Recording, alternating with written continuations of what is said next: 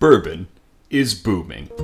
No longer just a drink for elderly alcoholics, America's native whiskey has vaulted into the zeitgeist and the glasses of spirits aficionados around the world.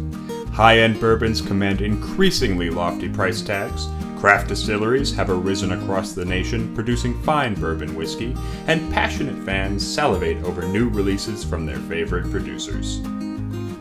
Too bad every single bourbon tastes like vanilla extract poured over cardboard. Hello there, I'm Ed O'Mara, whiskey drinker type person, professional panda hugger, and well-known jagoff.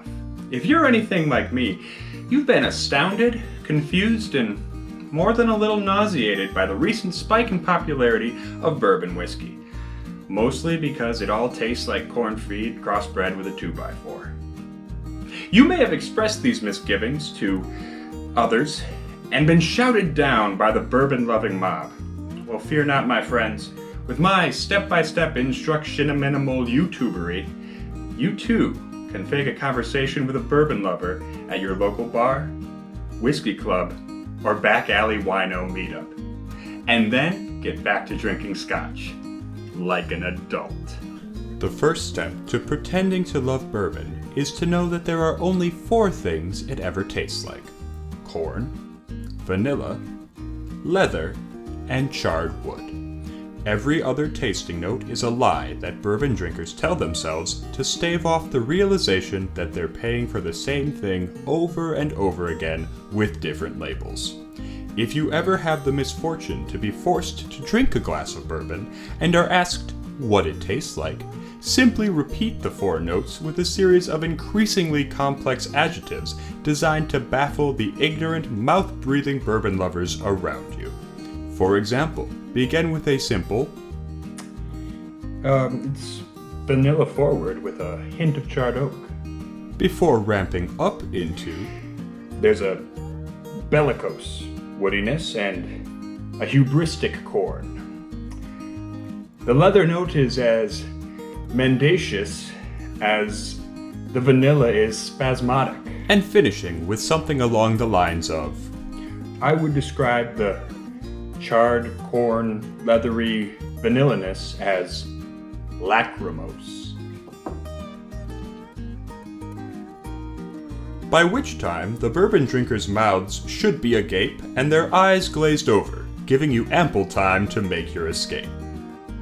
Now, what happens if a troglodyte bourbon drinker happens to ask you about a particular famous brand? Fear not, my friends, with my brand-specific strategies, you can fool them into thinking you give a flying fuck about their ridiculous corn juice. For example, they may ask, So what Booker's batch is your favorite? simply take a rural-sounding name or object like Grandpa, Hunting Dog, or Beth Ann, and combine it with a southern food, person, or location, such as Fatback, Muhammad Ali, or Swamp, to create your own delightful pseudo-southern batch name.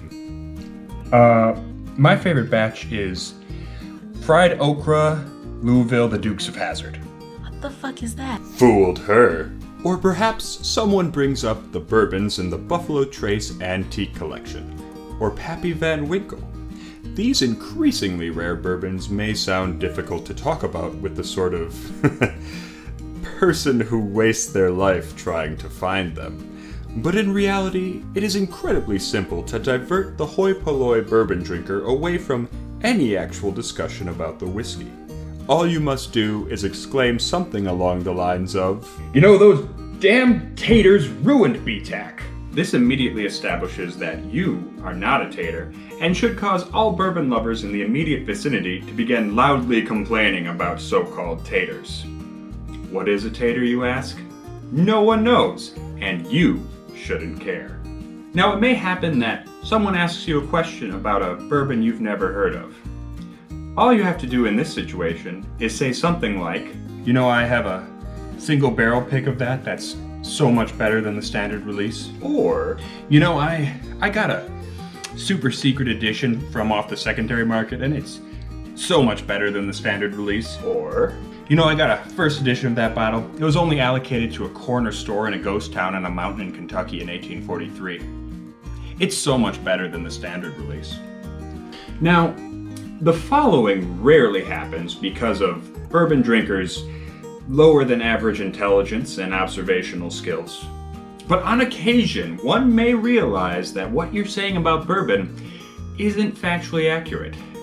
In this case, you should deploy my ultimate maneuver. Scream, "You're an uncultured swine!" at them, throw your drink in their face, and scuttle out of the room like a crab. Don't you fucking dare, asshole. So now you know how to pretend to like bourbon. Hopefully you found this video helpful, and hopefully you got to watch it before a bunch of butthurt bourbon drinkers downvoted it to oblivion. Together, we will weather this boom until its popularity fades and its ghoulish adherents finally run off to chase the next fad. I'm guessing it'll be canned tequila spritzers.